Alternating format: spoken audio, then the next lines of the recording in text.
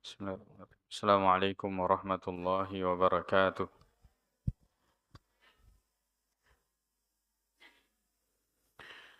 Alhamdulillahi rabbil alamin. Wal 'aqibatu lil muttaqin wa la 'udwana illa 'alal zalimin. Asyhadu an la ilaha illallah wahdahu la syarika lah. Wa asyhadu anna Muhammadan 'abduhu wa rasuluh. Allahumma salli ala Muhammadin wa ala alihi wa ashabihi wa sallam tasliman katsira. Amma ba'd.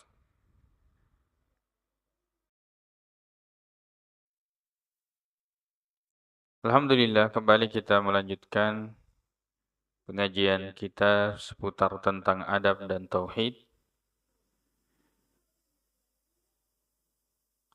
Dan kita juga senantiasa bersyukur sebab kita masih diberikan nikmat kesempatan, keimanan, kemudian kita dipertemukan kembali oleh Allah Subhanahu wa taala untuk kemudian mempelajari tentang agamanya, mendengarkan ayat-ayatnya dan hadis-hadisnya, hadis-hadis Nabi-Nya sallallahu alaihi wasallam. Dan kembali kita melanjutkan pada bab adab atau tentang adab, yaitu adab-adab yang harus kita tinggalkan.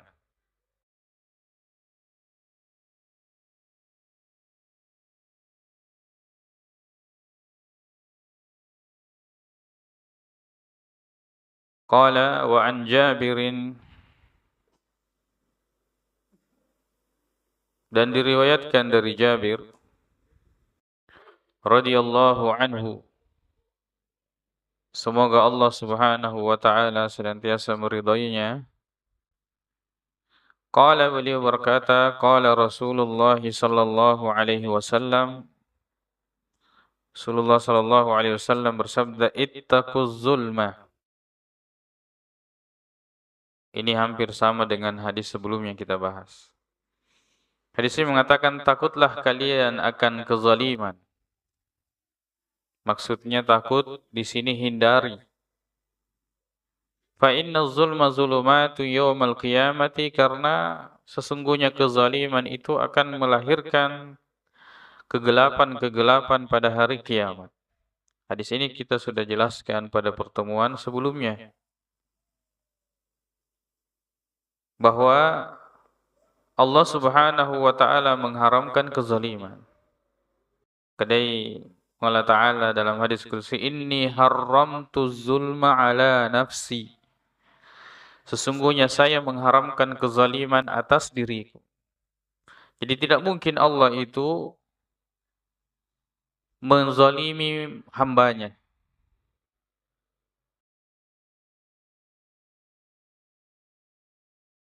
Maka kemudian Allah Subhanahu wa taala mengharamkan kezaliman itu kepada makhluk.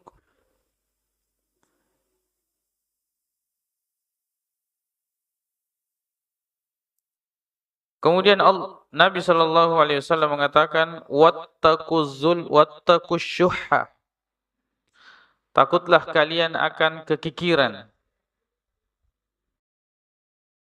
Maksudnya hindari sifat ini. Fa innahu, karena sesungguhnya ia ahlakah, telah membinasakan man kana qablakum, orang-orang sebelum kalian. Akhrajahu Muslim, hadis ini diriwayatkan oleh Imam Muslim.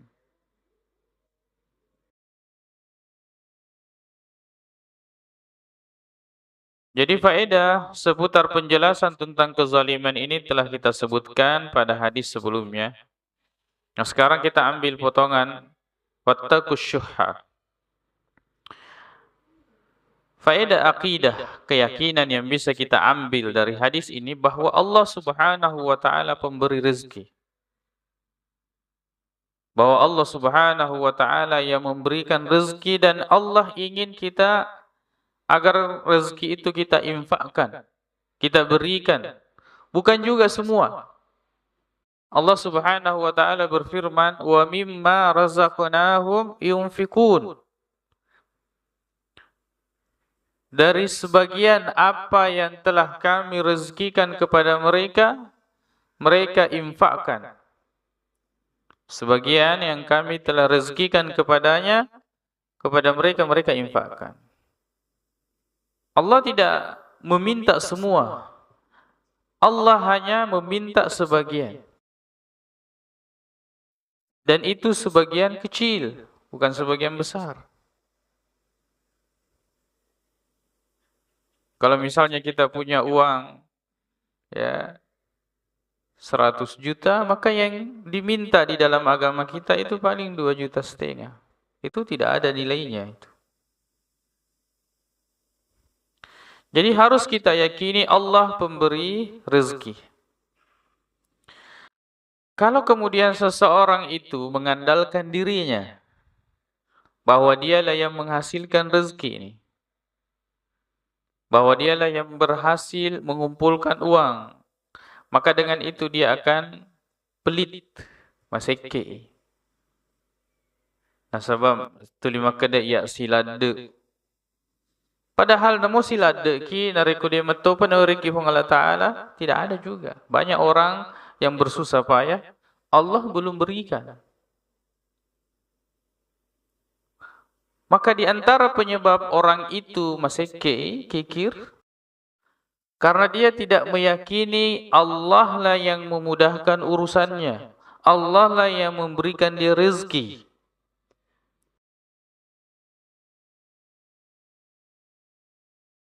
Maka, nah ini kan satu paket. Kalau berangkat dari akidah dan keyakinan yang benar, maka itu akan melahirkan amalan dan pengamalan yang benar. Berangkat dari keyakinan Allah yang memberikan rezeki, maka dari situ apa yang dihasilkan dia akan bersyukur, dia akan gunakan dalam kebaikan, termasuk dia akan mengeluarkan sebagian apa yang Allah Subhanahu wa Ta'ala wajibkan atau sunnahkan. Wajib yaitu zakat, sunnah yaitu sedekah atau infak secara umum. Allah Subhanahu wa Ta'ala yang memberikan rezeki. Sebaliknya, kalau orang tidak masuk pada akidah dan keyakinan tersebut,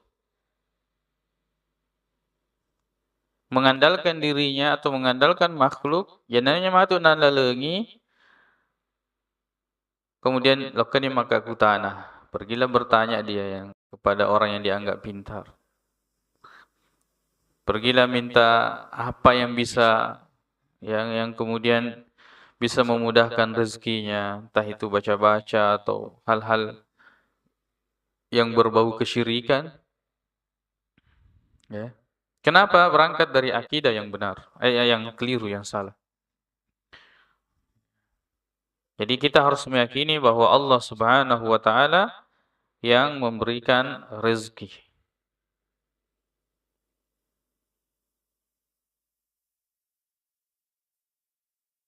Kemudian yang kedua, meyakini Allah lebih mengetahui apa yang dia berikan, berapa yang dia berikan, dan kepada siapa dia berikan. Supaya kemudian sifat kikir ini ya hilang dari seseorang. Bahwa Allah yang memberikan saya dengan kadar yang seperti ini sehingga sampai nisabnya. Nawajiki nak mapasu seke. Allah memberikan kepada saya dengan kadar seperti itu, napa lebih bihong Allah Ta'ala. Berarti kita harus mengeluarkan terhadap apa yang Allah Subhanahu wa Ta'ala wajibkan kepada kita untuk keluarkan. Jadi kita yakini Allah yang maha mengetahui. Dan mana kasat sadaqatun mimmalin. Dan sedekah itu tidak mengurangi harta. Sedekah itu tidak mengurangi harta. Betul bahwa kalau kita punya uang 100.000, kita keluarkan 20.000 berkurang. Tapi lihat apa yang Allah Subhanahu wa Ta'ala akan berikan dari keberkahan. Bahkan dalam hadis yang sahih dijelaskan bahwa tidaklah seorang hamba itu setiap pagi ma yusbihu min abdun min ibadillah, tidaklah berada di pagi hari seorang hamba dari hamba-hamba Allah kecuali kemudian turun dua malaikat. Salah satunya senantiasa mendoakan, Allahumma a'ti munfiqan khalafan. Ya Allah, berilah ganti kepada orang-orang yang menginfakkan hartanya. Berupa keberkahan, berupa mungkin harta yang lebih banyak. Lalu kemudian, Allahumma a'ti mumsikan talafan. Ya Allah, berilah orang yang kikir, tidak mau keluar hartanya, talafan, kebinasaan. Ini doa malaikat. Bagi orang yang dermawan, dan bagi orang yang kikir tidak mau mengeluarkan hartanya. Kenapa kita tidak mau keluarkan? Nah, Allah yang minta, yang memberikan kepada kita. Allah Subhanahu wa ta'ala yang memberi. Maka kita harus meyakini Allah lebih mengetahui apa yang Dia berikan, berapa yang Dia berikan, dan kepada siapa Dia memberikan. Kemudian, faedah akhlak yang bisa kita ambil bahwa manusia dalam menggunakan hartanya ada tiga jenis. Ada tiga jenis manusia. Yang pertama adalah manusia yang boros. Berlebih-lebihan. Allah Subhanahu wa taala berfirman, "Wala tusrifu innallaha la yuhibbul musrifin." Janganlah engkau boros, berlebih-lebihan. Allah tidak suka orang yang berlebih-lebihan. Allah memberikan kelebihan rezeki atau harta, tapi bukan untuk kita menghambur-hamburkan. Ya. Kemudian yang kedua, ada yang pelit. Ada yang pelit. Kemudian yang ketiga, ada orang yang menggunakan hartanya sebagaimana mestinya sesuai petunjuk syariat dan kebutuhan. Boros dan pelit adalah dua sifat yang tercela. Jadi dari tiga hal ini, boros dan pelit ini tercela. Yang terpuji itu adalah orang yang diberikan harta, lalu kemudian dia menggunakan sebagaimana mestinya yang diinginkan oleh Allah dan sesuai dengan kebutuhan. Wala tubadzir tabdzira, jangan berbuat mubadzir. Orang mubadzir itu saudara dengan syaitan. Wala ta'tadu, jangan melampaui batas. Innallaha la yuhibbul mu'tadin. Allah tidak suka orang yang melampaui batas. Ya. Tadi ujungnya atau pangkalnya di situ tadi. Masalah akidah atau keyakinan bahwa Allah yang memberi rezeki. Dari situ akarnya. Sehingga kemudian ketika seorang hamba diberikan rezeki, maka dia tahu, oh ini dari Allah, saya harus bersyukur. Ini dari Allah, saya harus lihat berapa, apakah memang sudah cukup nisabnya, saya harus keluarkan. Ya. Nabi SAW tidaklah dimintai kepadanya alal islami, atas nama Islam, kecuali Nabi pasti beri. Bahkan masuk ila Rasulullah SAW, Nabi tidak pernah dimintai, kemudian dia mengatakan tidak. Selalu dia mengatakan iya atau memberikan ketika Nabi SAW diminta kepadanya.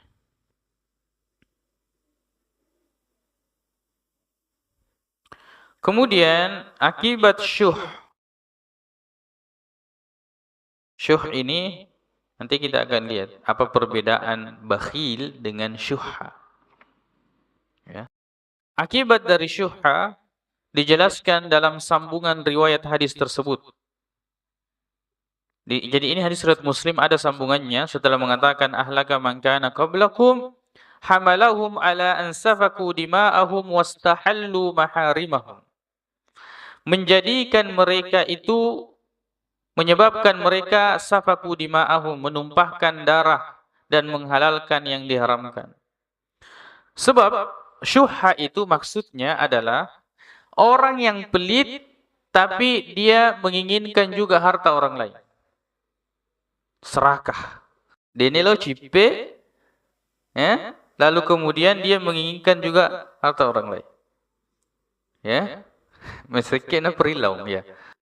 Sikit na perilau. Sudah ada dibagi, nilai maka di puluh dua itu. Taci puluh tak. Subhanallah. Ini syuhha. Ada juga sebagian ahli bahasa menjelaskan bahwa syuhha itu lebih parah daripada bakhil. Syuhha itu kalau bakhil itu sekek sama orang lain. Kalau syuhha itu sekek biar sama dirinya. Nah, sekek gitu lihat. Tapi dalam hadis ini jelas bahwa yang dimaksud pelit di sini pelit tidak mau keluarkan hartanya juga menginginkan harta orang lain. Serakah. Inilah penyebab kebinasaan orang-orang terdahulu. Ya. Ya ko anuku tanya anumu tapi ko anumu anuku toh. Wah. Ini berbeda dengan prinsip guru tak bodal beliau rahimahullahu taala ya, dan itu prinsip ya yang dipegang dan selalu diingatkan kepada kita ini santri-santri yang mondok, bahwa prinsip beliau mengatakan ya, anunna dedei tanya anuku, nekia anuku anunna dedei. Dedei ini adalah Darud Da'wah wal Irsyad, dedei pesantren. Begitu prinsip beliau dalam mengelola. Apa yang saya miliki juga milik pesantren, tapi milik pesantren bukan milik saya. Jangan dibalik. Kalau dibalik capu pesantren. Ya, habis lembaga.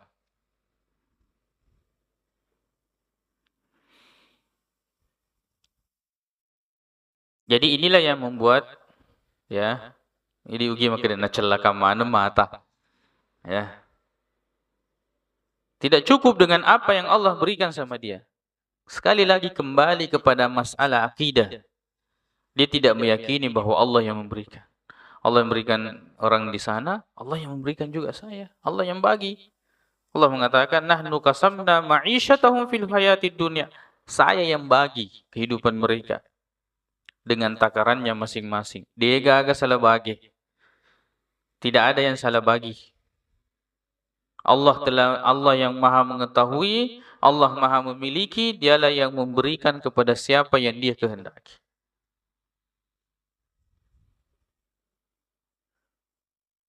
Kemudian di sini keutamaan akhlak dermawan. Ya. Keutamaan akhlak dermawan. Cukuplah keutamaan dari kedermawanan itu sebab itu mencontohi sifat Allah Subhanahu wa taala. Bahwa Allah itu maha pemberi.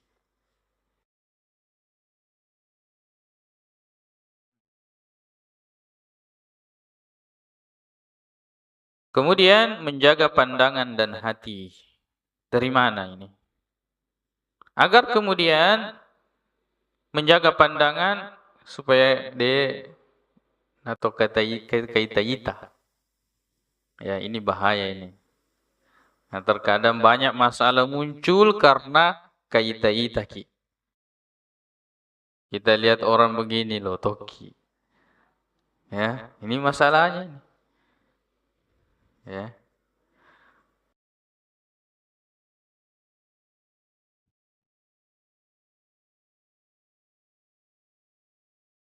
Jadi menjaga pandangan. Jangan sembarang melihat. Ya. Apalagi kalau sering-sering ke tempat-tempat belanja, ini masalah. Ya. Sering-sering pergi tempat-tempat belanja. Lihat ini, lihat itu, beli. Ya. Bengkak pengeluaran.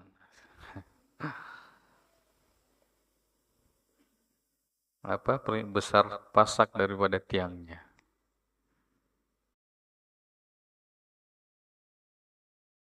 Kemudian menjaga hati.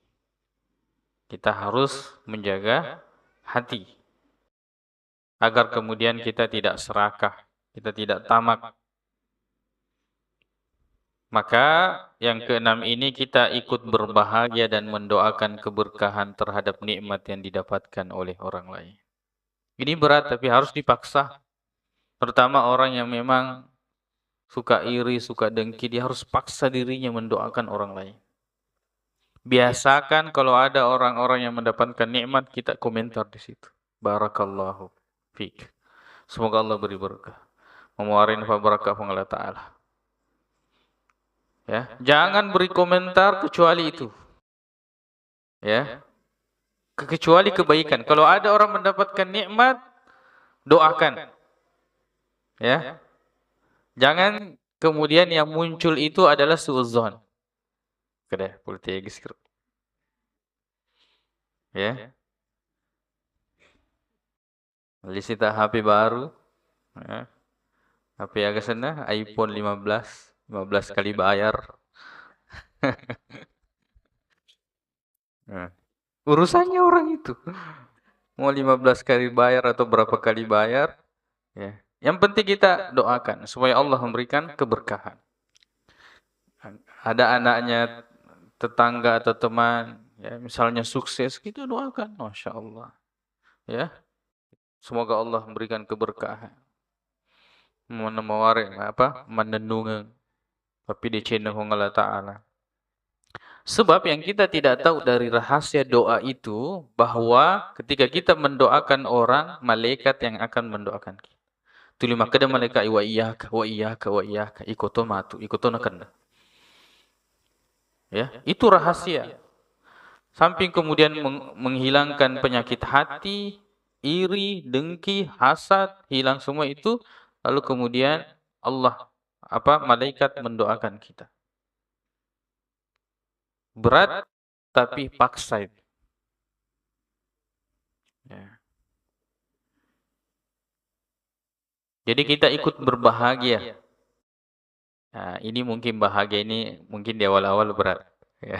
Tapi doa bisa dipaksa kalau masalah perasaan. Ya. Karena ini susah ini. Bahagia di atas penderitaan orang lain, oh ini mudah, banyak orang. Bahagia di atas penderitaan orang. Tapi senang dengan kesenangan orang, bahagia dengan kebahagiaan orang, ini jarang ditemukan. Ya. Yang ada itu senang di atas penderitaan orang, menderita di atas kesenangan orang. Aliena masih sah. Orang bahagia dia masih sah deh. Allahul musta'an. Padahal ya resep hidup bahagia itu mudah. Menerima apa yang Allah Subhanahu wa taala berikan kepada kita. Tapi itu sekali lagi masalah akidah itu sangat penting. Ya. Baik, kemudian faedah umum yang bisa kita ambil dari hadis ini, firman Allah Subhanahu wa taala, Allah Subhanahu wa taala mengatakan walladzina tabawwa'ud dar wal imana min qablihim yuhibbuna man hajara ilaihim wa la yajiduna fi sudurihim hajatan mimma utu wa yu'thiruna ala anfusihim walau kana bihim khasasah wa man yuqa syuhha nafsihi fa ulaika humul muflihun. Allah Subhanahu wa taala mengatakan dan orang-orang orang-orang Madinah yang telah menempati kota Madinah dan telah beriman sebelum kedatangan mereka, yaitu orang-orang muhajirin, orang-orang yang datang dari Mekah. Mereka mencintai orang yang berhijrah ke tempat mereka. Wah, ini kan mereka senang dengan kesenangan umat Islam dan mereka tidak menaruh keinginan dalam hati mereka terhadap apa yang diberikan kepada mereka. Mereka tidak ada iri, dengki, hasad terhadap orang-orang muhajirin. Dan mereka mengutamakan muhajirin atas diri mereka sendiri. Ya. Bahkan ketika orang-orang muhajirin datang itu mereka tawarkan hewan yang dia miliki, sawah, ladang mungkin ya, yang dia miliki, rumah yang dia miliki lebih dari satu. Bahkan istri yang mereka miliki. Ini mungkin tidak ada. Tidak akan kita dapatkan ini kecuali pada orang-orang Ansar. Mereka mengatakan, saya punya istri 4, kamu pilih yang mana kau suka. Yang dia suka maka dia ceraikan, lalu kemudian nanti setelah habis masa iddahnya itu dinikahi oleh orang-orang muhajirin. Ya, mungkin laki-laki mau, tapi perempuan belum tentu mau.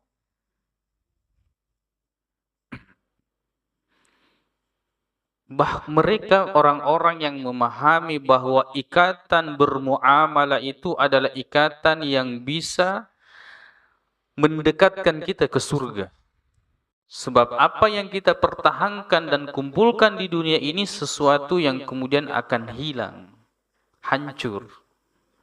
Biar bagaimanapun kita memiliki dan mengumpulkan, biar maka sudah disertifikatkan, diakte notariskan, sudah tanda tangan di atas materai, tapi kalau kita mati, tidak bisa. Tetap kita akan lepas dari pesamanir. Maka orang-orang yang mengetahui hakikat dunia, maka akan begitu mudah urusannya. Senantiasa dia akan menyerahkan kepada Allah Subhanahu wa Ta'ala. Dan siapa yang dijaga dirinya dari kekikiran, maka merekalah itu orang-orang yang beruntung. Ya. Di antara kebiasaan para sahabat itu kalau dikasih sesuatu putra matir. Tidak ada yang mau ambil duluan. Akhirnya nanti kembali kepada orang yang pertama.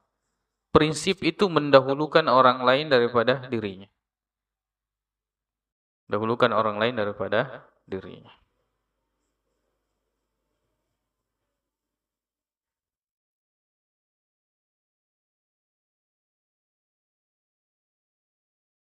Kemudian, di sini perbedaan bakhil dengan syuh. Bakhil adalah kikir, tidak berbagi kepada orang lain. Ya, singkatnya begitu. Tidak mau berbagi sama orang lain. Sedangkan syuha adalah kikir disertai keserakahan, ingin mengambil atau menguasai harta orang lain tanpa hak. Itu adalah syuha. Makanya Allah mengatakan wa man yuka syuha nafsihi fa ulaika humul muflihun. Siapa yang dihindarkan dari sifat ini, syuha ini, maka dia akan termasuk orang-orang yang beruntung. Orang beruntung itu diselamatkan dari neraka dan dimasukkan ke dalam surga. Orang-orang yang beruntung. Kemudian di antara cara mengamalkan hadis ini, yang pertama menghindari sifat kikir dan tamak. Harus dipaksa. Ya. Berat sekali kita memberi, paksa memberi. Ya. Maka kemudian kita harus melatih anak keturunan kita itu memberi, suka memberi. Ya. Kemudian, jadi kita tingkatkan itu. Awalnya yang penting memberi dulu. Lalu kemudian kita memberi yang terbaik. Lalu kemudian kita mendahulukan orang lain daripada diri kita. Ini yang dilatih, ya. Memang kalau langsung ke mendahulukan orang lain daripada kita, ini berat. Kecuali memang orang-orang yang diberikan, ya, yang Allah Subhanahu wa Ta'ala beri kemudahan baginya. Jadi kita mudahkan dulu memberi. Syashagi. Yang Macening. Artinya tidak ada kejanggalan dalam hati ketika memberi. Misalnya hari Jumat kita masukkan si sebu. Sebu kan dia itu nagala-gala. Ya. 2 sebu. Yang resi matu 5 sebu. 10 sebu. Ya, seperti itu. Kemudian memberikan yang terbaik. Perisakan total, udah celak. Kemudian setelah itu kita mendahulukan, ya, kepentingan ataukah orang lain, kepentingan umum daripada kepentingan pribadi. Rasulullah SAW fasilitas hidupnya itu semuanya sederhana. Tapi kalau fasilitas dakwah itu mewah. Kuda-kuda yang termahal kalau untuk berjihad, ya. Baju biasa, tapi kalau baju perang itu yang terbaik. Ketika itu fasilitas dakwah itu terbaik.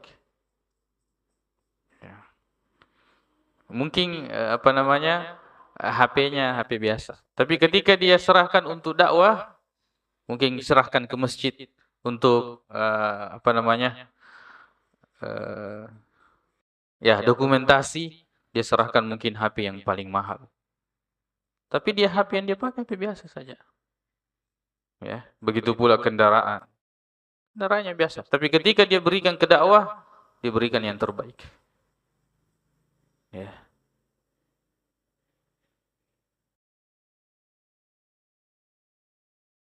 Kemudian bersyukur terhadap pemberian Allah Subhanahu wa taala. Harus bersyukur. Syukur itu ibaratnya seperti biji. Ya. Yang kemudian kita tanam lalu kemudian dia akan tumbuh.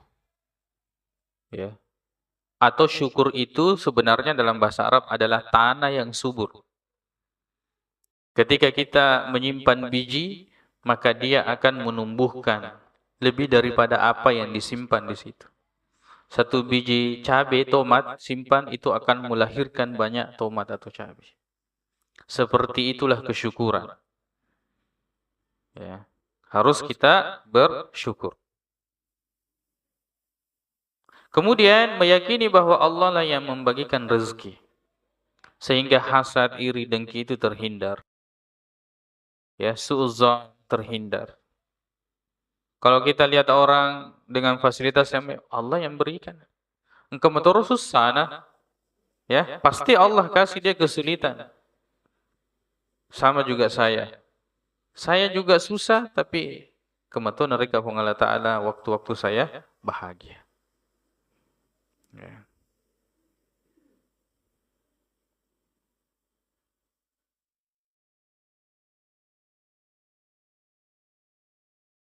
Kemudian mempelajari hal-hal yang dapat membinasakan. Ya, ternyata kekikiran ini adalah diantara perkara yang akan membinasakan.